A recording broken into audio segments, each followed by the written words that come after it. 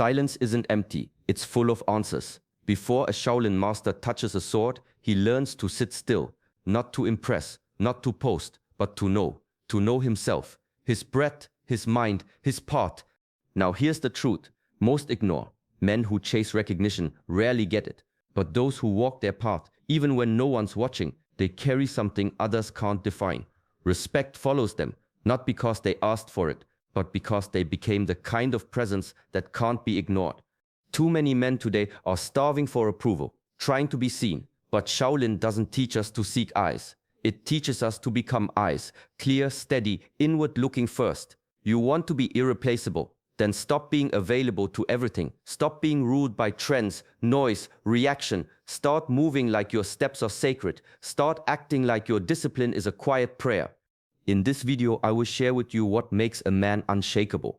Not in theory, but in action. I will show you the Shaolin principles that build a foundation so solid, even time cannot erase your presence. You will learn how stillness becomes strength, how routine becomes ritual, why people respect those who no longer need to be chosen. These are teachings passed down in silence, hidden in the way a monk walks, breathes, waits, stay until the end, because somewhere in this message is the key to a version of you that no one can replace. You are watching Shaolin Soulfire. If this path calls to you, subscribe. This is just the beginning. A river never asks for permission to flow. It moves because it must, because it is its nature. In the temple, we were taught this early. Before form, before force, the master would say, stop trying to impress the wind, become like the mountain still but never dead. Wu Wei, effortless action, not laziness, not doing nothing, but doing without strain, without ego. You train not to prove, but because it brings you closer to your nature. There was a student once, strong, determined, loud in his effort. Every movement was powerful, but filled with tension. He wanted to be the best. He wanted to be seen. The master watched in silence. One day, he stopped him mid-form. You are trying to move the world, he said, but you haven't yet found your ground. Wu Wei is the opposite of force. It's harmony, alignment, the way a tree grows without noise, yet reaching skyward. When you move from inner stillness, others feel it. You don't need to shout. You don't need to rush. Your presence begins to weigh more, not in volume, but in depth. This is where silent authority comes from. It's not demanded, it's not performed, it's built quietly in the unseen hours. The student who learns to move from this place, his eyes calm, his breath steady, becomes a mirror. Others see themselves in his stillness. That's why they listen. That's why they follow. In this world full of noise and performance, effortless action cuts through like a blade through water, not because it tries, but because it no longer needs to. A single candle in a dark hall is more powerful than 100 flickering lights that never hold still. In Shaolin, we don't rush to collect skills. We don't chase variety for the sake of looking complete. The teaching is simple. Find one path and walk it so deeply that it disappears into you. There's a form called Yi Jin Jing. Just 12 movements, that's all. And yet, monks spend decades refining them, not to add complexity, but to remove excess, to let each breath reveal something new. A student once asked, why do we keep repeating the same steps? The master replied, because you still think they are the same. When you focus on one thing with your full attention, it opens hidden doors. The body softens, the mind sharpens, the energy centers align. It's no longer just a practice, it becomes a mirror, a forge, a prayer. This is how men rise without shouting. They become rare, not by collecting, but by surrendering to one craft until they vanish into it. The archer, the poet, the builder, the teacher. If the work is true, it transforms both the world and the one who touches it. Devotion is not loud, but it leaves marks. People begin to feel your depth, your weight. They don't say it out loud, but they know this one is different. In a world addicted to novelty, the one who goes deep becomes sacred, not because he's better, but because he's whole. Mastery is not about reaching the top. It's about becoming so rooted in one thing that nothing can move you. And from that stillness, something eternal begins to move through you. Before a Shaolin monk speaks, his body already says everything. You can hear the silence when he enters a room, not because he demands attention, but because he carries none of the noise most people drag with them. Posture, stillness, breath. This is the true language, not the words you choose, but the presence you hold. In training, we were corrected more in silence than speech. A raised eyebrow from the master meant your spine had collapsed. A gesture of the hand reminded you to breathe. You learned quickly that sloppy energy leads to sloppy life. If your chi is scattered, rushing, reacting, unrooted, your words lose weight. People may hear you, but they won't feel you. But when your breath is calm, when your posture is tall, when your energy is gathered inward and anchored, something shifts. There was an elder in the temple. He barely spoke, yet everyone listened when he did, not because of his voice, but because of the silence that came before it. This is not something you can fake. Stillness reveals what's real. True power is not shown, it's sensed. It lives in the pause between words, in the way your feet touch the ground, in the way you breathe when no one is watching. When your inner world is organized, your presence becomes organized. It doesn't need explanation. That's why we train. Not to impress with speech, but to sharpen the quiet force behind it. In the end, words can lie, but breath cannot, posture cannot, energy cannot. People may forget what you say, but they'll never forget how you made them feel just by standing there. A flame burns steady when it isn't fighting the wind. That's the monk's way. He shows up with full effort, full attention, but no grip. He bows, he trains, he breathes, then he releases it all. Not because he doesn't care, but because he knows clinging chokes the spirit. There's a quiet strength in those who can let go. They don't beg for moments to last. They don't panic when results don't arrive. Their peace doesn't depend on outcome. It lives in the doing. A young disciple once asked, "How do I gain the master's approval?" The elder smiled and said, "When you stop needing it." You see, the monk is not empty of desire. He has direction, but he walks without reaching. He moves without craving. That's the difference. And strangely, that's what draws people in. Detachment, when rooted in wholeness, becomes magnetic. It's not cold, it's not dismissive, it's spacious, open, calm. There's no hunger in his eyes, no anxiety in his breath, just presence, and people trust that. We live in a world where many chase being chosen. They shape-shift, shrink, overextend, all to be seen. But the one who sees himself clearly no longer waits for others to do it. That's what makes him different. That's why people turn their heads when he walks past. Not because he asked for attention, but because he doesn't need it. And in that space, others lean in. They begin to wonder what he knows, what he's found. The world honors big moments, loud wins, grand gestures. But in the temple, it's the small repeated things that shape a man. Wake up before the sun, touch the earth with bare feet, drink water slowly, move with care, breathe with presence. These aren't habits, they're vows. To the outside eye, it all looks quiet, unimpressive, even ordinary. But within that silence is a discipline stronger than steel. The master once said, "A man who keeps a sacred morning needs no permission to rise in the world." Because every action, no matter how small, is a message, not to others, but to yourself. It says, "I'm worth showing up for." The way you prepare your tea, the way you stretch your limbs, the way you sit in stillness before the noise begins. All of it builds something. No one can give you dignity, and others sense it, not because you told them, but because your presence feels organized. Your energy has weight. You walk into a room, and there's no scramble in your spirit, just a quiet certainty. This is what rituals do. They keep your inner world clean.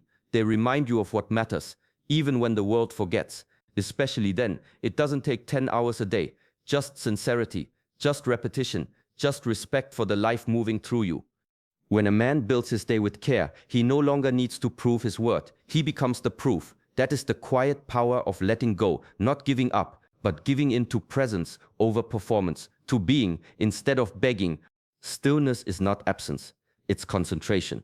A monk sits unmoving, not because he is tired, not because he is passive, but because he is listening deeply.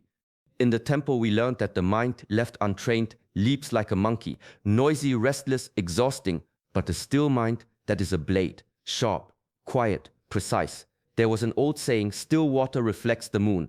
Only when your mind is calm can you truly see yourself, others, the path ahead. People often mistake stillness for dullness, but there is nothing soft about it. It's tension held inward, like a bow drawn back, not yet released. You can feel it in those who've mastered it. They walk slowly, speak gently, but you sense the depth underneath, like something ancient is sitting behind their eyes. In a world addicted to reaction, these are the ones who anchor the storm. Once, during a sudden downpour, a student panicked. The firewood was wet, the food unfinished, the roof leaking. The master sat under the open sky, eyes closed. Later, the student asked, "Why didn't you act?" The reply came softly, "Why act before the mind is still? That only adds noise to noise." And this is the lesson. Stillness isn't the absence of motion. It's the refusal to be pulled by every disturbance. The one who stays rooted, while others sway, is the one others begin to follow. Not because he forces, but because he holds something rare. In chaos, presence becomes power, not the loud kind, the steady kind, the kind that says, without words, "We are safe here." A monk begins with nothing but his breath, no armor, no titles, just presence. And yet that's enough. In Shaolin, the first truth is this: you are not broken. You are not missing pieces. You do not need saving. What you seek in the outside world, strength, peace, clarity, it already lives in you. Hidden maybe, untouched, but never absent. A young student once came to the master, frustrated. He had read many books, tried many techniques, searched for a secret to feel whole. The master handed him a bowl of water and said, "Look, everything you carry clouds the surface. Be still, let it settle." In time, the student stopped searching. He began listening to his breath, to his steps, to the silence between thoughts. And in that silence, he found something steady. The world teaches you to chase, to fix, to compare. But the ancient way is different. It asks you to return. Return to your body.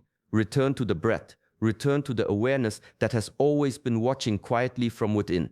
When that awakens, your walk changes. You no longer enter rooms with hunger in your eyes. You no longer wait to be chosen. You stand full, clear, whole, and others feel it. They don't know why, but they sense a man who is not searching, a man who is rooted. That's what makes you powerful. Not loudness, not performance, but the deep knowing that nothing outside of you defines you. You carry the path, you carry the temple, you carry the fire, all within. The mountain doesn't rise in a day. It rises grain by grain, wind by wind, time by time. In Shaolin, no one praises you for a single powerful strike. The real test is how you move when no one watches. When the air is cold, when the body aches, when the spirit whispers, "Rest today just once." It's on those days the monk is forged, not in the fire of drama, but in the quiet of repetition. We had a saying, "Do it once and the body learns. Do it daily and the soul remembers." There was a student, fierce and eager. For 1 week he trained harder than anyone, pushed himself to exhaustion. But then he disappeared, came back a month later apologizing. The master simply said, "Fire that flares too fast burns out before it warms the room. Consistency humbles you. It's not glamorous. It won't impress crowds. But it builds something unshakable. It's not glamorous. It won't impress crowds. But it builds something unshakable." Each day you show up. You leave a mark, not on the world, but on your own being. Your movements sharpen. Your mind clears. Your center grows heavier, more grounded. And slowly you become untouchable. Not because you can't be hurt, but because your foundation is no longer built on mood, motivation, or approval. It's built on rhythm, on devotion. 1 week of effort shouts. 1 year of quiet practice echoes forever. The monk does not rush. He repeats, he returns, he refines, and that's what makes him impossible to shake. He is not chasing progress. He is the progress. A lion doesn't roar to prove it's a lion. It walks, and the forest adjusts. This is the posture of one who knows himself, who has trained in silence, who has faced his shadows and stayed.